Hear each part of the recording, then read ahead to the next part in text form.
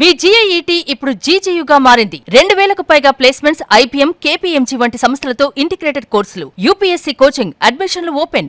రాజస్థాన్లోని గంగారాంలో ఓ 13 ఏళ్ల బాలిక మీద అత్యంత హేయంగా, ఘోరంగా 32 మంది 5 రోజుల పాటు అత్యాచారం చేశారు. ఆ పాప ఏడుస్తుంటే వాళ్ళు మద్యం తాగుతూ, ఆ పాపకు కూడా మద్యం తాగుతూ చిత్రహింసలు పెడుతూ ఆ పాపకి నరకం చూపించారు. ఇంత అఘాయిత్యానికి పాల్పడిన వాళ్ళందరి మీద కఠిన చర్యలు తీసుకోవాలని వాళ్ళంతా అక్కడ లోకల్లో ఉన్న వాళ్ళంతా గొడవ చేస్తే 5 హోటల్స్ని ఇప్పుడు బుల్డోజర్స్తో కూల్చేశారు స్థానిక గవర్నమెంట్, అంటే స్థానిక ప్రభుత్వాలు అన్నమాట. అయితే ఇప్పుడు ఆ పాప పరిస్థితి కూడా దారుణంగా ఉంది. ఆ పాప ఇచ్చినటువంటి వాంగ్మూలంతో 12 మంది వరకు అరెస్ట్ చేశారు. ఇంకా చాలామందిని అరెస్ట్ చేయాల్సిన అవసరం ఉంది. ఇది ఇంత ఘోరంగా, నీచంగా, దారుణంగా చేసిన వాళ్ళని అసలు ఏం చెయ్యాలి? వీళ్ళు అసలు మనుషుల, మృగాల?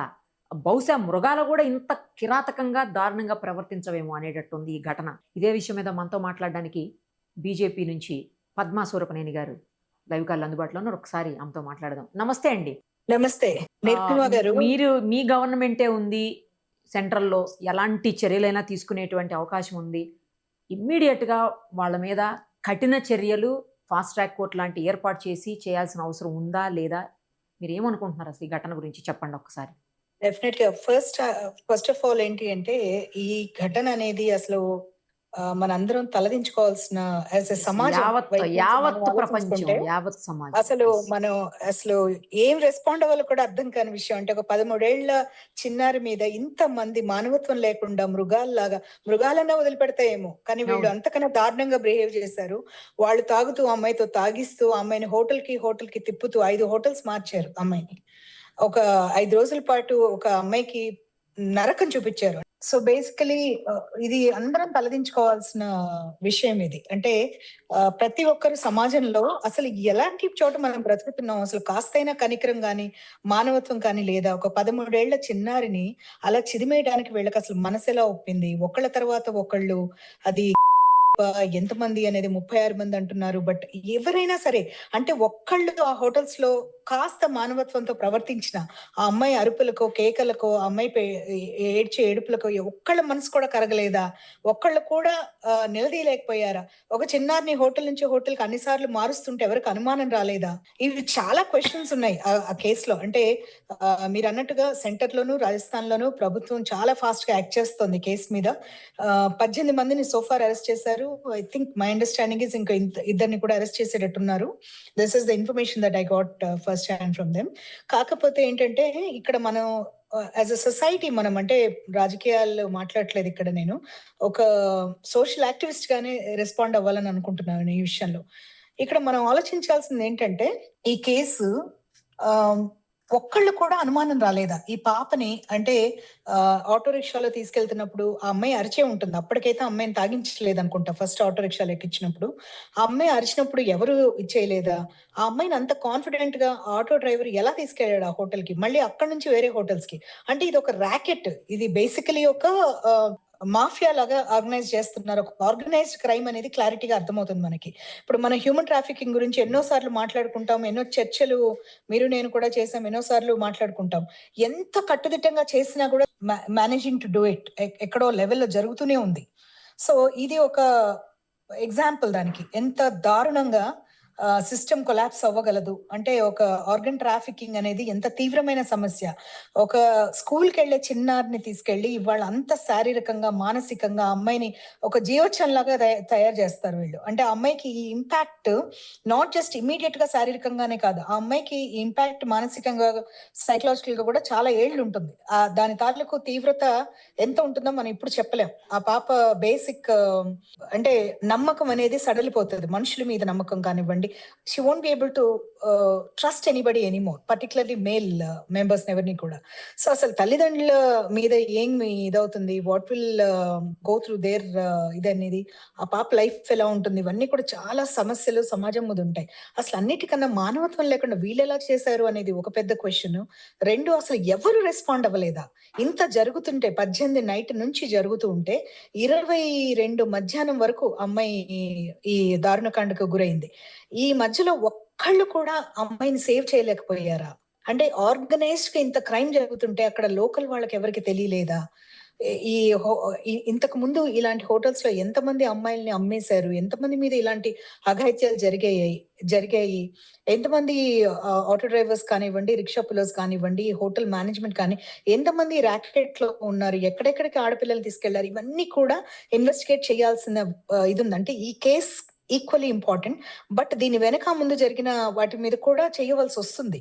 దానికోసం ఖచ్చితంగా రాజస్థాన్ లో కూడా మీ గవర్నమెంట్ ఉంది కాబట్టి ఇమ్మీడియట్ గా యాక్ట్ చేసి డెఫినెట్లీ వెంటనే ఆల్రెడీ చేస్తే- they taking all the necessary action. Yes, yes. అందుకే ఫాస్ట్ గా ఇక్కడ మనం అర్థం చేసుకోవాల్సింది ఏంటంటే, ఆ పాప ఇన్స్టాగ్రామ్ లో పరిచయమైన ఒక ఫ్రెండ్ ని కలవటానికి, నాకు అంటే వివిధ మాధ్యమాల ద్వారా తెలిసిన ఇన్ఫర్మేషన్ ఏంటంటే, ఇన్స్టాగ్రామ్ లో ఒక ఫ్రెండ్ ని కలవడానికి ఆ అమ్మాయి విజయనగరం అనే ఊరు వెళ్ళింది. ఆ పాప ఒక్కతే వెళ్ళిందా, ఎవరైనా వెళ్ళారా అనేది నా మీద నాకు క్లారిటీ లేదు. బట్ అక్కడ నుంచి బ్యాక్ అమ్మాయి వచ్చి బస్ ద్వారా దిగిన తర్వాత ఆటో రిక్షా ఎక్కింది అనేది నాకున్న సమాచారం. ఐ కుడ్ బి రాంగ్, అంటే ఇది బేసిక్లీ మాధ్యమాల ద్వారా వచ్చిన ఇన్ఫర్మేషన్. అంటే నేను విన్నదైతే So- స్కూల్ నుంచి వస్తుంటే ఆటోలో తీసుకెళ్లారని మేము విన్నదండి. మరి మాకు వచ్చినటువంటి అంటే information. నాకు వేరే మాధ్యమాల ద్వారా అట్లా చెప్పారు. నాకు అదే Okay. చెప్పాను నేను. That stands to be corrected, అది రాంగ్ అయితే. బట్ ఏదైనా కూడా ఆ పాప స్కూల్ నుంచి గనక నిజంగా వస్తూ ఒకవేళ గనక ఆటో రిక్షా ఎక్కింది అంటే, ఈ ఆటో రిక్షా అతను కొత్తతనా, లేకపోతే ఎప్పుడు అమ్మాయి అలవాటుగా ఎక్కే ఆటోనా అనేది కూడా నాకు క్లారిటీ లేదు. at this point. బలవంతంగా అంటే మనకి- ఎక్కించుకున్నారు ఆటోలో అని. దాని మీద నాకు ఇది లేదండి. బేసికలీ ఏంటంటే, నాకు చెప్పిన సమాచారం ఏంటంటే, ఆ అమ్మాయి ఎక్కిన తర్వాత ఆ అమ్మాయిని హోటల్ కి డైరెక్ట్ గా తీసుకెళ్లారు.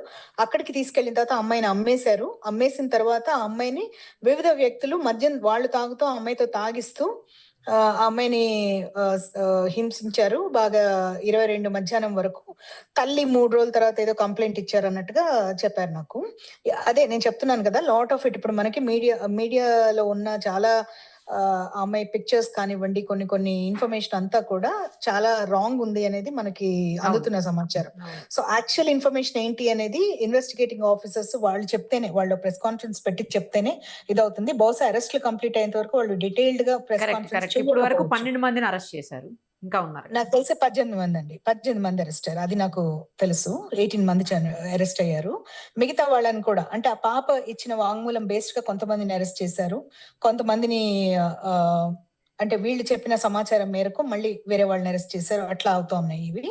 బహుశా అవన్నీ అయిన తర్వాత ఒక క్లియర్ డీటెయిల్డ్ గా వాళ్ళకి ఇది వచ్చిన తర్వాత అప్పుడు బహుశా మనకి ఇంకా మోర్ డీటెయిల్స్ వస్తాయి. బట్ ఇది ఒక ఇంతకన్నా దారుణమైన విషయం ఇంకోటి ఉంటుందని నేను అనుకోను. ఒక 13 ఏళ్ల చిన్నారిని ఇంత మంది మృగాల్లాగా అసలు అట్లాగా వేధించటం, ఆ అమ్మాయిని అట్లా చెరపట్టడం 5 రోజుల పాటు అనేది అసలు ఊహించడానికే చాలా దారుణంగా ఉంది. 5 హోటల్స్ తిప్పారు అంటే, ఈ 5 హోటల్స్ కూడా ఈ ఆర్గన్ ట్రాఫికింగ్ లో ఇన్వాల్వ్ అయ్యి ఉన్నారా, లేకపోతే వాళ్ళకి తెలియదా ఈ పాపను తీసుకొచ్చింది అనేది కూడా ఇన్వెస్టిగేట్ చేస్తే తెలుస్తుంది. నాకు ఇంకొకటి కూడా అర్థం కాని విషయం ఏంటంటే, ఈ హోటల్స్ ని కూలగొట్టేశారు. దే బ్రాట్ దెమ్ డౌన్, ఈ ఇన్సిడెంట్స్ అవును. జరిగిన హోటల్స్. సో ఈ లోపల అక్కడ ఎవిడెన్స్ అంటే ఇన్వెస్టిగేట్ చేసి ఎవిడెన్స్ కలెక్ట్ చేసిన తర్వాత కూల్చారా ఏంటి అనేది కూడా మనకి అది క్లారిటీ లేదు. సో లాట్ ఆఫ్ థింగ్స్ అవి నాకు క్లారిటీ లేని విషయాల మీద మాట్లాడలేము. But at this point I just hope పాప రికవర్ అవ్వాలి మానసికంగా, శారీరకంగా. And I hope God gives her the strength. And ప్రభుత్వం వైపు నుంచి పోలీసులు ఆల్రెడీ చాలా ఫాస్ట్ గా they taking the action, investigate చేస్తున్నారు. అండ్ ఫాస్ట్ ట్రాక్ కోర్ట్ ఎలాగో చేస్తారు దీనికి. సో వీళ్ళకి కఠినమైన శిక్షలు పడాలని నేనైతే గట్టిగా కోరుకుంటున్నాను. అంటే ఉరిశిక్ష కూడా తక్కువే అనిపిస్తుంది ఇలాంటి మానవ మృగాలకి. చాలా సార్లు ఉరిశిక్ష వద్దు అనుకుంటాం మనం ఎవరో ఇంకోళ్ళు ఉరి తీయడానికన్నా ఒక యాటిట్యూడ్ ఉంటుంది చాలా మందిలో. కానీ ఇలాంటివి జరిగినప్పుడు మటుకు నాకు అనిపిస్తుంది వీళ్ళకి ఉరే కరెక్ట్ అయిన శిక్ష అనిపిస్తుంది. వీళ్ళెవ్వరు అంటే మానవత్వం లేని వాళ్ళు, ఈ సమాజంలో బ్రతకడానికి అనర్హులు వీళ్ళు. ఒక పసిపిల్లలని కూడా అంత వేధించగలిగిన వాళ్ళు. ఇంకా అంటే పసిపిల్లలు కూడా చూసి కూడా వాళ్ళు ఆలోచించి వీళ్ళని ఇట్లా చెరపట్టాలి అని అంత ఆలోచన ఉన్నవాళ్ళు, వాళ్ళు అసలు ఉండటానికి అర్హులు కాదు, సమాజంలో ఉండటానికి అర్హులు కాదు. సో అలాంటి వాళ్ళకి అలాంటి శిక్షలే పడాలి. ఎంత త్వరగా కుదిరితే అంత త్వరగా వీళ్ళకి, అంటే ప్రాసెస్ అంతా, ఇన్వెస్టిగేషన్ అంతా అయిపోయి వీళ్ళ కోర్టులో వీళ్ళ ట్రయల్ ఫాస్ట్ గా ఇవ్వాలని నేను మనస్ఫూర్తిగా కోరుకుంటున్నాను. రైట్ అండి, థ్యాంక్ యూ.